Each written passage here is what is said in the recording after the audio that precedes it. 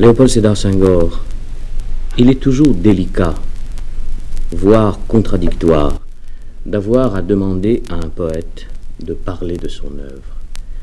Les poèmes devraient se suffire à eux-mêmes. Et pourtant, le premier... Je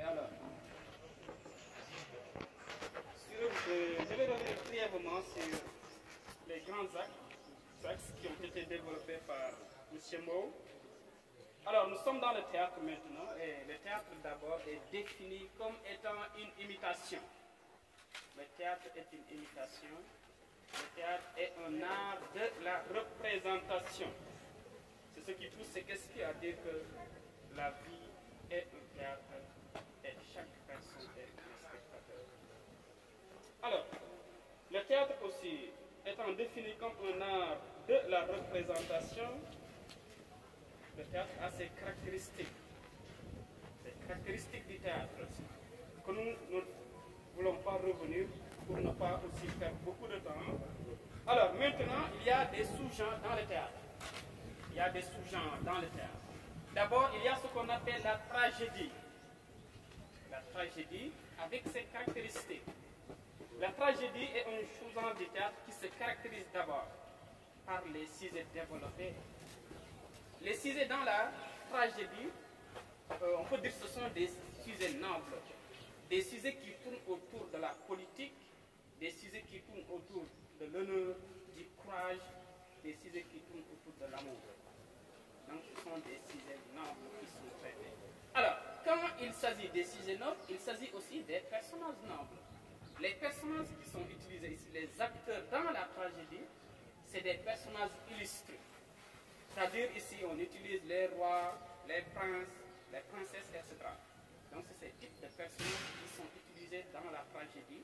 Mais, ce qui fait la particularité, surtout du théâtre, c'est son dénouement. Le dénouement de la tragédie est toujours tragique. Ça inspire de la vie, de la pitié. Dans la tragédie, il faut qu'il y ait une fin douloureuse. Il faut la mort de quelqu'un. Alors, prenez les exemples de tragédie que vous avez. Il a évoqué tantôt la tragédie du roi Christophe. Vous voyez la fin tragique de Christophe. Alors, Christophe qui est venu au pouvoir avec une très grande ambition, qui est venu pour bâtir l'Afrique nouvelle, qui est venu pour construire la citadelle, la construction de la citadelle. Vous voyez, qu'est-ce que sa femme lui disait? Christophe, tu demandes trop au nègre. Tu demandes trop au nègre, au noir, du moins. Alors, oui, je demande trop au noir, mais il est temps maintenant que l'on cesse d'être passif. Il faut que tout un chacun participe à la construction de la citadelle qui symbolise la renaissance de l'Afrique. Et vous voyez, le sort qui arrive à Christophe, c'est le sort qui arrive à nos gouvernants. Quand on est ambitieux, quand on se démarque, là, on risque d'être la cible. Et vous voyez la main de l'Occident. Ici, on évoque ce qu'on appelle le néocolonialisme. Vous voyez, Pétion, il est soutenu par l'Occident et il a renversé le régime de Christophe. Ouais. Donc, c'est ce que nous vivons actuellement. Il y a toujours la main de l'Occident sur les décisions de nos dirigeants. Alors, la tragédie, donc, vous voyez, ce qui fait sa particularité, pour revenir un peu sur Aristote, c'est la purgation des passions, ce qu'on appelle la catharsis. La purgation des passions. La tragédie nous permet de purger nos passions. La tragédie nous permet de se libérer. Alors, la tragédie, il y a de l'autre côté aussi ce qu'on appelle la comédie. La comédie, si la tragédie inspire la pitié, la tragédie, ça inspire le rire. La comédie inspire le rire. S'il y a des personnages illustres dans la tragédie, dans la comédie, il s'agit de personnages qui sont tirés de la société, qui sont tirés du bas de l'échelle. C'est des personnages ordinaires. Ces personnages ordinaires aussi, alors, dans la fin de cette poésie, il y a toujours un dénouement, de cette comédie, excusez-moi, il y a toujours ce qu'on appelle un dénouement heureux. Vous voyez, il y a d'abord un litige au début, au niveau de l'exposition. Le nœud de l'action, il y a toujours un litige d'abord, un problème. Et à la fin, le problème est résolu, ce qu'on appelle le dénouement. Donc, vous voyez, la fin ici est tragique,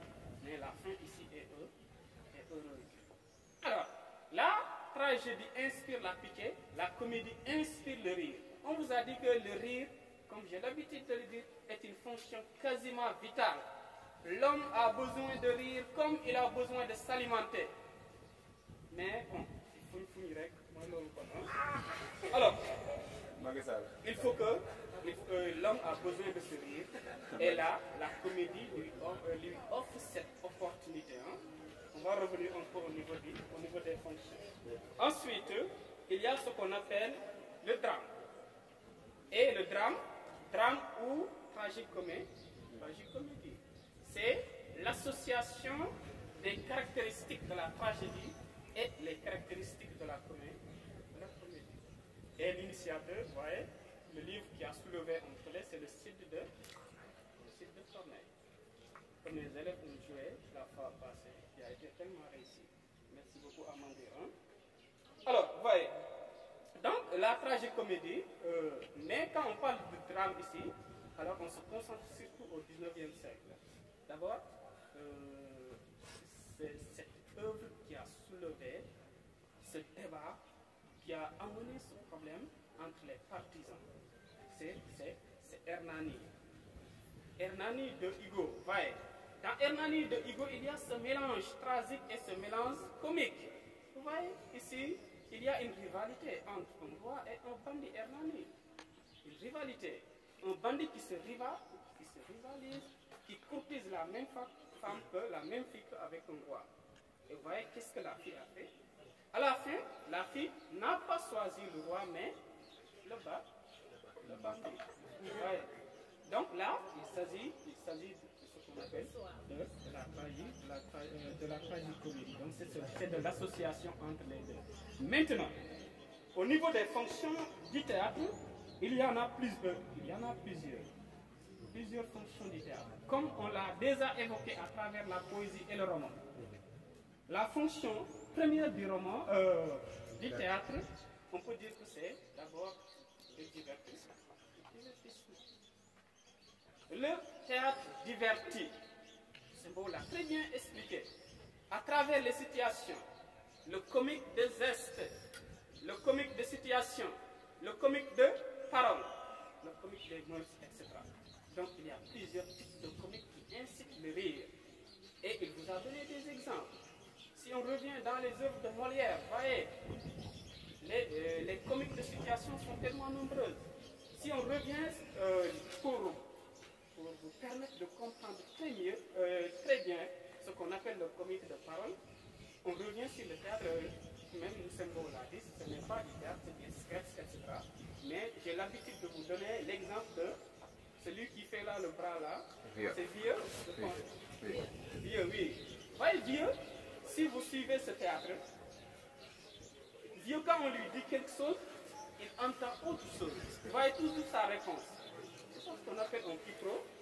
Le quiproquo, c'est un malentendu justement. Un malentendu entre deux personnes. Et tout cela, ça renvoie au rire. Hein? Ça divertit. Mais le divertissement ne se limite pas tout simplement aux situations. Il y a aussi ce qu'on appelle l'illusion dans le théâtre. L'illusion aussi divertit. Vous voyez la manière d'habillement des acteurs. La manière dont ils s'habillent. Là, le théâtre nous extrait toujours de cette réalité pour nous plonger dans ce monde imaginaire. Et là maintenant, nous sommes dans l'illusion et on se divertit. Le théâtre aussi a une fonction sociale. Quand nous sommes dans la fonction sociale, alors, le théâtre ici a ce qu'on appelle une valeur curative. Le théâtre soigne. Le théâtre diagnostique la société. Alors, il essaye d'identifier les malades de la société et il essaye maintenant d'apporter une solution. Dans ce cas maintenant, le théâtre a une valeur thérapeutique. Parce que tout simplement, c'est surtout le comportement de l'individu ici qui est pointé du doigt. Là, le romancier cherche à corriger. Le romancier cherche à penser, à enseigner, à dévoiler notamment les comportements déviants que nous devons éviter. Ensuite, il y a la fonction d'engagement. Dans la fonction d'engagement, alors, Sembo a évoqué la révolte. Vous voyez, la révolte dans le théâtre. D'abord dans les messales. Dans les messales de Jean-Paul Sartre. Trempez vos mains jusqu'au coude dans la merde et dans le sang. Trempez vos mains jusqu'au coude dans la merde et dans le sang. Il faut se révolter.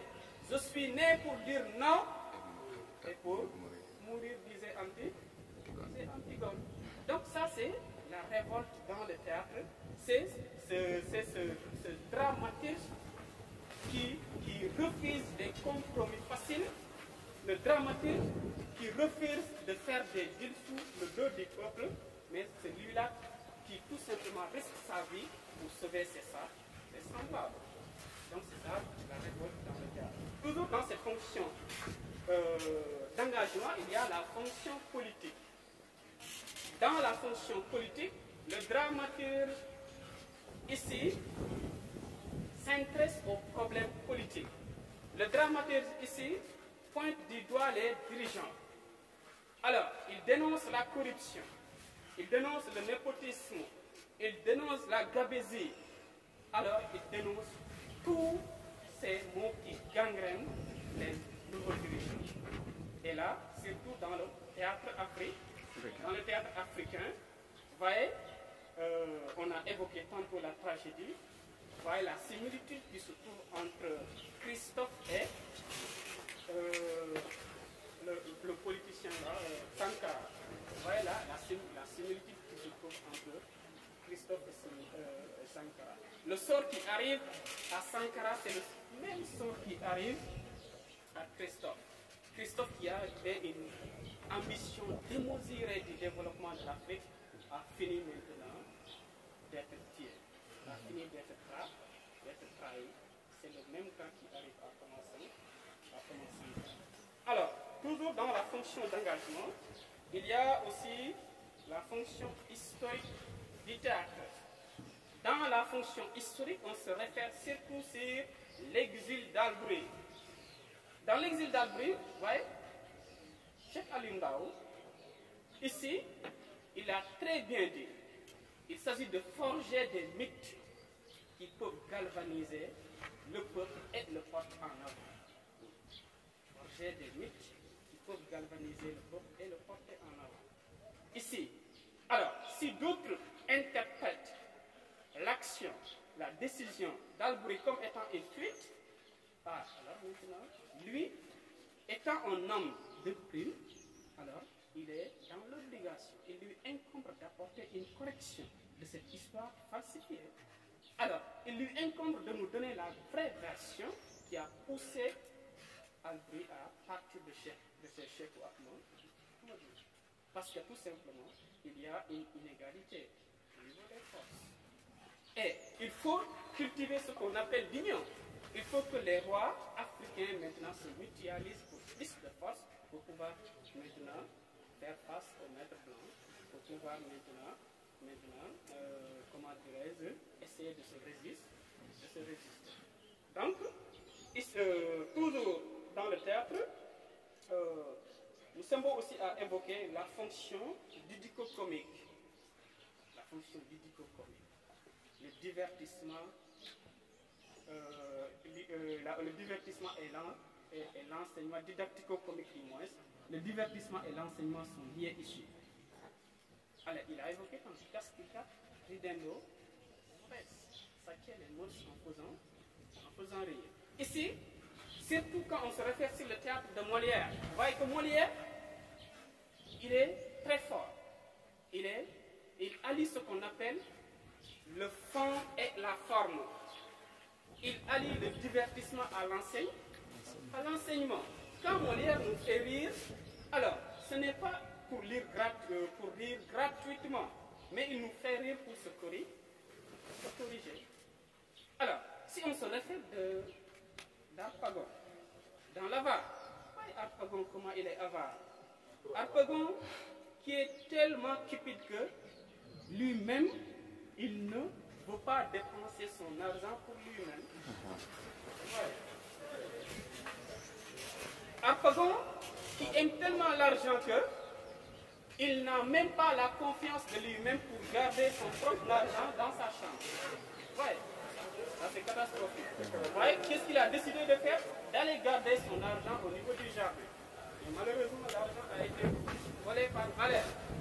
Et lorsqu'il a su que l'argent est volé, vous voyez son monologue. Qui a volé mon argent? Alors, parce que tout simplement, ici, quand il nous fait rire à travers la situation d'Arpagon, il nous invite aussi à ne pas être des Arpagon. Dans Don Juan, l'hypocrisie a été dénoncée, mais aussi à travers un caractère comique. Donc, en résumé, vous voyez, là, le théâtre, c'est comme les autres genres littéraires. Donc, c'est un genre très riche qui renferme beaucoup de fonctions, qui est très important, mais les élèves ont tendance de dire que non, le théâtre ne va pas voler, etc., etc. Il faut éviter ça, puisque ça fait partie du programme, ça fait partie du programme. On ne sait pas ce qui va